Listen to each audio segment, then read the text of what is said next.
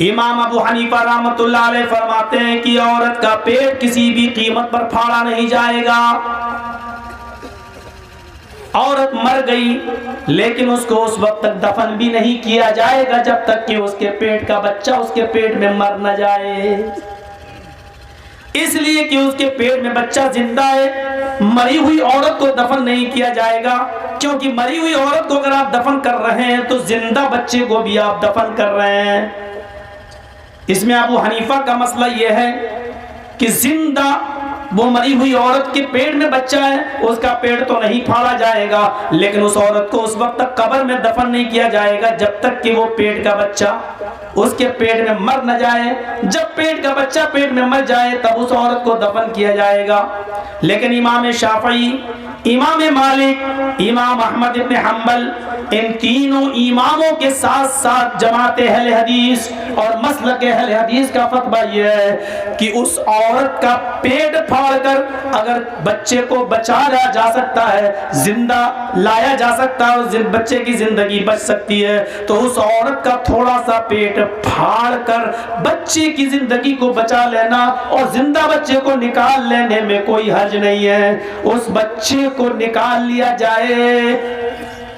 ابو حنیفہ کی دلیل یہ ہے کہ مردہ عورت یا مرد کا جسم کو چیر پھاڑ نہیں کیا جانا چاہیے, اس کی ہڈی وڈی نہیں توڑنا چاہیے. اس حدیث کے مطابق اس کا چیر پھاڑ کرنا غلط ہے. لیکن اہل حدیث کی دلیل یہ ہے کہ اللہ تعالیٰ قرآن میں فرماتا ہے وَمَنْ أَحْيَاهَا فَكَأَنَّمَا أَحْيَا النَّاسَ جَمِيعًا, جس نے کسی ایک نفس کو, ایک انسان کو بچا لیا, اس نے ایک انسان کو نہیں بلکہ پوری دنیا کو بچا لیا, پوری کائنات کو بچا لیا. ہمارے پاس قرآن کی دلیل ہے کہ کسی ایک انسان کو بچا لیا تو اس نے پوری دنیا کو بچا لیا. لہذا عورت تو مر ہی چکی ہے, پھر اس کا پیٹ تھوڑا سا پھاڑ کر اگر بچے کو زندہ نکال لیا جائے اور ایک زندگی بچ رہی ہو تو اس کو زندگی کو بچانے کے لیے تھوڑا سا پیٹ پھاڑا جا سکتا ہے. پھر ہمارا قیاس پوسٹ مارٹم پر بھی تو جاتا ہے.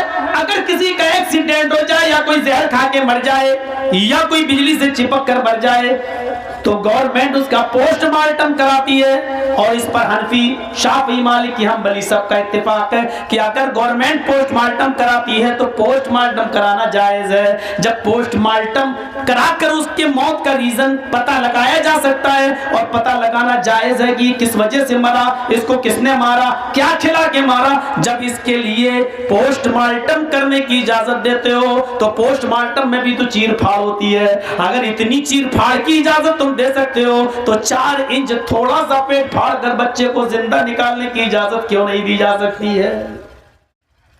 میرے بھائیوں, ایک عورت کے پیٹ میں حمل ہے, 8 مہینے کا بچہ ہو چکا ہے. بچہ 8.5 مہینے کا ہو چکا ہے, لیکن ماں کی زندگی خطرے میں ہے. ڈاکٹر نے بتا دیا ہے کہ اب یہ زیادہ دیر زندہ نہیں رہے گی. پھر بھی کوشش کی جا رہی ہے اس کو آئی سی یو میں رکھ کر, وینٹیلیٹر پر رکھ کر, لیکن وہ اس کو بچا نہیں پائے اور اچانک خبر آتی ہے کہ ماں کا انتقال ہو گیا. لیکن ڈاکٹر نے یہ کہا کہ پیٹ میں جو 8.5 مہینے کا حمل ہے, عورت مر چکی ہے, اگر 5 منٹ کے اندر اندر آپ مجھے اجازت دیں تو اس کے پیٹ کا تھوڑا سا حصہ چاک کر کے ہم اس بچے کو نکال سکتے ہیں اور بچہ زندہ نکل سکتا ہے. عورت مر چکی ہے, تھوڑا سا 4 انگلی کے برابر اس کا پیٹ پھاڑا جائے تو بچے کو زندہ نکالا جا سکتا ہے. اب سوال یہ پیدا ہوتا ہے کہ اگر بچے کی زندگی, عورت, مری ہوئی عورت کے پیٹ کو پھاڑنے سے اگر بچے کی زندگی بچ سکتی ہے تو اس بچے کو زندہ ماں کے پیٹ سے نکالنے کے لیے اس مری ہوئی عورت کے پیٹ کو تھوڑا سا پھاڑنا جائز ہے یا ناجائز؟ یہ ایک مسئلہ ہے. کیا کیا جائے؟ اور ایک بات یاد رکھنا، عام مردہ کے تعلق سے اللہ کے نبی کا فرمان یہ ہے کہ مردہ کی ہڈی نہ توڑو، مردے کو ادب کے ساتھ قبر میں لٹاؤ، مردے کا ادب و احترام کرو۔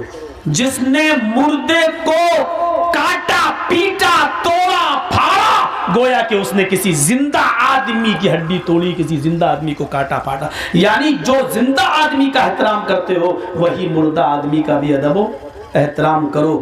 اس حدیث کی روشنی میں پتہ یہ چلتا ہے کہ عورت مر چکی ہے، اب اس کے جسم کو چیرنا اور اٹھانا جائز نہیں ہے۔ اللہ کے رسول نے مردہ کے جسم کو چیرنے اور پھاڑنے سے اور لاش کو مسلح کرنے سے منع کیا ہے، لیکن ڈاکٹر نے یہ کہا کہ عورت تو مر چکی، اس کے پیٹ کا تھوڑا سا حصہ پھاڑ کر 5 منٹ میں 10 منٹ میں اگر آپ اجازت دیتے ہیں تو ہم بچے کو زندہ نکال سکتے ہیں۔ ایک بچے کی زندگی بچانے کے لیے ہم اس کا پیٹ پھاڑنے کی اجازت دیں یا نہ دیں، قرآن و حدیث کیا کہتی ہے؟ اب ایک مسئلہ یاد رکھیے گا، اللہ کے نبی کے زمانے میں کبھی ایسا واقعہ پیش نہیں آیا۔ چھوڑ دیجئے، آج منتر انتر مت سنیے، کیا کرو گے منتر انتر سن کے، اس کا کوئی فائدہ نہیں ہے۔ آج یہ باتیں سنیے، آج اللہ کی قسم اس طریقے کے مسئلے مسائل کی تقریریں میں نے 3-4 سال سے نہیں کی، آج پہلی بار کر رہا ہوں آپ کے سامنے۔ آج آپ سنیے، آج تھوڑی سی علمی گفتگو سن لیجیے آپ۔ یہ اوم بھوم اور منتر انتر بہت سن چکے ہیں، کوئی فائدہ نہیں ہوا، ہندو ہوتے نہیں ہمارے سامنے۔ لوگ نام بھی بگاڑنے لگے، کمینوں نے ایک جگہ اشتہار میں مولانا جرجیس چترویدی نہ لکھ کے چوتر ویدی لکھ دیا۔ اب ایسے ایسے لوگ پیدا ہو گئے دنیا میں، اب ہم کیا کریں؟ اس لیے اب اترویدی چترویدی کا لفظ کاٹیے اشتہاروں سے، مت لگائیے، صرف مولانا۔ اب آپ لوگ بھی ایک غلط کریں، جرجیس عالم، جرجیس، میرا نام جرجیس عالم نہیں ہے۔ غصہ آتا ہے جب جرجیس عالم دیکھ لیتا ہوں اشتہار میں، لگتا میں ہوں ہی نہیں جرجیس عالم، بھاگ جاؤں، بھاگ۔ میرا نام جرجیس عالم نہیں ہے، میرا نام محمد جرجیس ہے۔ چاہو تو انصاری لگا سکتے ہو کیونکہ میری برادری ہے، لیکن فخر کے ساتھ نہیں۔ اللہ نے شعبے و قبیلوں میں، برادریوں میں بانٹا ہے، لیکن کوئی کسی سے بڑا اور اونچا چھوٹا موٹا نہیں ہے۔ میرے بھائیوں، صرف محمد جرجیس لکھیے آپ، چاہو تو سراجی لگا دو، چاہو تو انصاری لگا دو، اتنا بس، اور نہیں ہے جرجیس عالم۔ کوئی پتہ نہیں، ایک نے لکھ دیا شہنشاہ خطابت۔ ارے شہنشاہ کہنا حرام ہے، شہنشاہ کا لفظ محمد رسول اللہ کے لیے بھی نہیں بولا جا سکتا ہے، کیونکہ بادشاہوں کا بادشاہ صرف اللہ ہے، یہ لفظ صرف اللہ کے لیے استعمال ہوتا ہے۔ تم جس کے بارے میں چاہتے ہو لگا دے، تو شہنشاہ خطابت، شہنشاہ خطابت۔ یہ ایک جگہ بنگال کے اس ماحول میں تقریر کرنے گئے، بالکل ایسا ماحول تھا، وہ کہتا اب میں دعوت دیتی ہوں، مولانا جرجیس آئے گی، تقریر فرمائے گی، اس نے ہمیں لڑکی بنا دیا، اناؤنسر۔ اور لال گولا کی طرف تقریر کرنے گئے، وہ ہم سے کہہ رہا ہے اب میں، آپ ادب کے ساتھ بیٹھی ہے سب لوگ، میں آپ کا بہت شکر ادا کرتی ہوں، اپنے آپ کو بھی لڑکی بنا رہا ہے، اور میرا اناؤنسمنٹ، اب میں آپ کے سامنے میں مولانا جرجیس چترویدی کو بلاتی ہوں۔ کیا ان لوگوں کو مائک پکڑا دیا گیا؟ اب ہنس رہے ہیں، میری آنکھوں میں آنسو تھے اس وقت۔ دیکھیں کیا بنا رہا ہے مولانا جرجیس، جرجیس بھی نہیں، مولانا جارجیس، کہاں سے کھینچ کر لائے گول جارجیس، لگ رہا ہے پتہ نہیں ہم وہاں سے ناگالینڈ سے آ رہے ہوں۔ مولانا جارجیس آئے گی، تقریر فرمائے گی۔ میں نے پوری تقریر کی، اور پھر وہ لوگ جب گاڑی پہ ہمیں چھوڑنے گئے ٹرین میں دوسرے دن صبح ٹرین میں، تو ادھر بھی مزہ۔ اب ہم کوئی چلو، اب جیسی گاڑی ہم سے کہتے ہیں ڈھکن دادا، ڈھکن ڈھکن ڈھکن، ہم نے کیا ہوا؟ گاڑی کھول گیا، گاڑی کھول گیا۔ اور میں جلدی سے گھس گیا، میں نے کہا یہ ڈھکن ڈھکن کیا ہوتی ہے، یہ ڈھکن ڈھکن، اور گاڑی کھول گیا، اور میں جلدی سے چڑھ گیا گاڑی میں چلتی ہوئی۔